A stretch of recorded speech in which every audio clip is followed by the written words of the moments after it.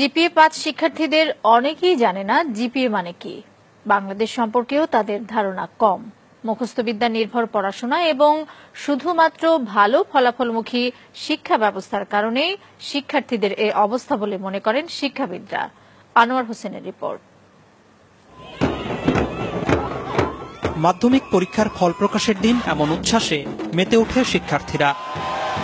ভালো ফলের সর্বোচ্চ মাপকাঠি জিপিএ-৫ যারা পায় তাদের আনন্দ সীমা ছাড়ায়। প্রশ্ন উঠেছে বছর বছর পাশের হার আর জিপিএ-৫-এর সংখ্যা বাড়লেও শিক্ষার মান বাড়ছে কিনা। এর জবাব খুঁজতে আমরা কথা বলি এবার এসএসসিতে পাশ করা কয়েকজন শিক্ষার্থীর সঙ্গে, যাদের মধ্যে ৬ জন জিপিএ-৫ পেয়েছে। তাদেরকে আমরা কিছু প্রশ্ন করি। জিপিএ এটার পূর্ণাঙ্গ রূপ কি? জানি না, এখন মনে পড়ছে না। GPA grading point. এসএসসি এটার পূর্ণাঙ্গ রূপ কি? এখন আমার মনে পড়তেছে না।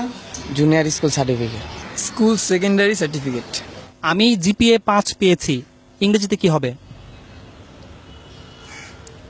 I am GPA 5. I give a GPA 5. I get GPA 5. I will. মোট 13 জনকে প্রশ্নগুলো করা হয়েছিল, কিন্তু কেউই সঠিক জবাব দিতে পারেনি। এসব শিক্ষার্থীর কাছে এরপর করা হয় সাধারণ জ্ঞান এবং বিজ্ঞান বিষয়ে কিছু প্রশ্ন। পাঠ্য বইতে বিভিন্ন সময় পড়লেও খুব কম প্রশ্নেরই সঠিক উত্তর দিতে পারে তারা। শহীদ মিনার কোথায়? সরি, জানি না। অপারেশন সার্চলাইট এটা কি? অপারেশন সার্চলাইট জানি না। অপারেশন করার সময় যে লাইটটা জ্বালা ওইটা তো জানি, কিন্তু তার বেশি কিছু জানি না। 25শে মার্চ কাল রাতে পাকিস্তানি হানাদার বাহিনী যে প্ল্যানিং করে আমাদের দেশে হঠাৎ আক্রমণ করে, ওইটাকে অপারেশন সার্চলাইট বলা হয়। শহীদ বুদ্ধিজীবী দিবস কবে? শহীদ বুদ্ধি দিবস জানি না। 17 আগস্ট। 10 ডিসেম্বর। আন্তর্জাতিক মাতৃভাষা দিবস কবে?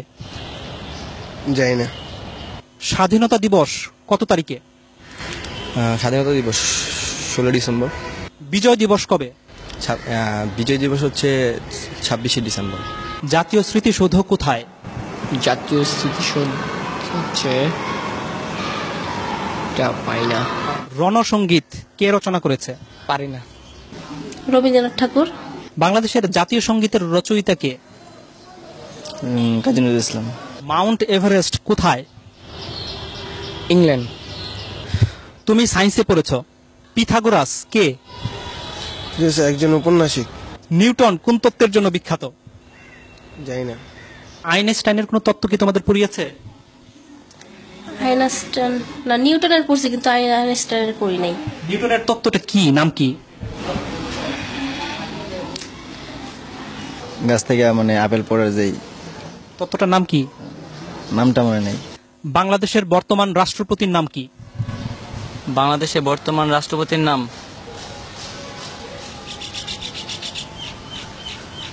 জানি না। রাষ্ট্রপতির নাম হচ্ছে মুক্তিযুদ্ধের সময় বাংলাদেশকে কয়টি সেক্টরে ভাগ করা হয়েছিল? 9টি। নেপালের রাজধানী কোথায়? নেপসুন। তুমি তো কম্পিউটার ব্যবহার করো। ব্যবহার করি মাঝে মাঝে, কি এই ফেসবুকে আর কি থাকি, গান টান শুনি। হার্ডওয়্যার এবং সফটওয়্যার এটার মানে বুঝো? জানি না। তোমরা কি পাঠ্য বইয়ের বাইরে কোনো বই পড়ো? এমনি মানে গল্পের বই পড়ি। কার গল্প? রবীন্দ্রনাথ ঠাকুরের গল্পের বই পড়ি। রবীন্দ্রনাথ ঠাকুরের একটা গল্পের নাম বলো তো। শিক্ষাবিদরা বলছেন জিপিএ-৫ পেয়ে ভালো শিক্ষার্থীর তকমা নিলেও জ্ঞান অর্জনের দিক থেকে পিছিয়ে আছে তারা। আমরা দেখি বিশ্ববিদ্যালয়ে ভর্তি পরীক্ষায় জিপিএ-৫ তারা পাস পর্যন্ত করতে পারে না। তার মানে যারা জিপিএ-৫ পেয়েছে তারা যেটা শেখার কথা সেটা শিখে নাই। তার মানে হচ্ছে কি এই জিপিএ-৫টা সত্যিকার জিপিএ-৫ না, তাদের হাতে জিপিএ-৫টা তুলে দেওয়া হচ্ছে। এখন শিক্ষার গুণগত মানটা যদি বাড়ানো না হয়, তাহলে শুধুমাত্র সংখ্যা দিয়ে আসলে কোনো লাভ হবে না। এদিকে শিক্ষার্থীরাই জানালো কেন তারা এসব প্রশ্নের উত্তর দিতে পারছে না। প্রথম কথা হলো আমি সংবাদ বেশি দেখি না, নিউজ পেপার পড়ি না। পাঠ্য বইয়ে যে সিলেবাসটা দেয়া আছে, সিলেবাসের মধ্যে সবসময় সীমাবদ্ধ থাকো। ওগুলো সায়েন্সের সাবজেক্টগুলো একটু বাইরে পড়ি, কিন্তু বাংলা সমাজ এগুলো নিয়ে আমার বেশি ঘাটতে আর কি, বেশি ওগুলো পড়ি না। তবে শিক্ষাবিদরা মনে করেন দেশের সাহিত্য ইতিহাস সম্পর্কেও জ্ঞান থাকতে হবে শিক্ষার্থীদের। বিজ্ঞান, বাণিজ্য, মানবিক বিভাগের মধ্যে তো আলাদা করা যাবে না। এটা এই দেশের যদি নাগরিক হিসাবে তারা বড় হয়, তাহলে তো এগুলো জানতে হবে। কোথায় শহীদ মিনার, কেন শহীদ মিনার, কোথায় স্মৃতিস্তম্ভ, কাদের স্মৃতিতে স্তম্ভ, এগুলো তো জানতে হবে। এটা না জেনে কি করে? তারা বলছে তাদের বাংলা সাহিত্যের ব্যাপারে, ইতিহাসের ব্যাপারে আগ্রহ নেই। মানে এটা আসলে তাহলে মানে তার কি পূর্ণাঙ্গ শিক্ষা পাচ্ছে? না, একেবারেই না, একেবারেই না। শিক্ষা সংশ্লিষ্টরা বলছেন, শিক্ষার্থীরা মুখস্থ বিদ্যা নির্ভর হয়ে যাওয়ায় তাদের এমন দশা। বছরের প্রথম থেকেই যদি তারা কোচিং মুখী হয়ে তারা শুধুমাত্র চ্যাপ্টারগুলি মানে সামারাইজ করে ছোটভাবে ওইভাবে শেখানো হয় নাম্বারের দিকে তাকিয়ে, তাহলে তার জ্ঞান তো বাড়ছে না, মেধাও বাড়ছে না। আমি বলবো যে মেধার অপচয় হচ্ছে। এর প্রভাব পড়েছে চাকরি ক্ষেত্রেও। চাকরিদাতাদের অভিজ্ঞতা বলছে, যেসব শিক্ষার্থী ভালো ফলাফল করেছে তাদের একটি বড় অংশই ইন্টারভিউ বোর্ডে ভালো করছে না। ট্রাফিক জ্যাম নিয়ে কিছু একটা লিখতে বললাম, বা এখন হয়তো ওয়ার্ল্ডে কোনো একটা ইভেন্টস হচ্ছে, সে কোনো একটা খেলার টুর্নামেন্ট চলছে, বলি যে এটার উপরে লেখেন, যা মনে হয় আপনি বাংলায় লেখেন, ইংলিশে লেখেন।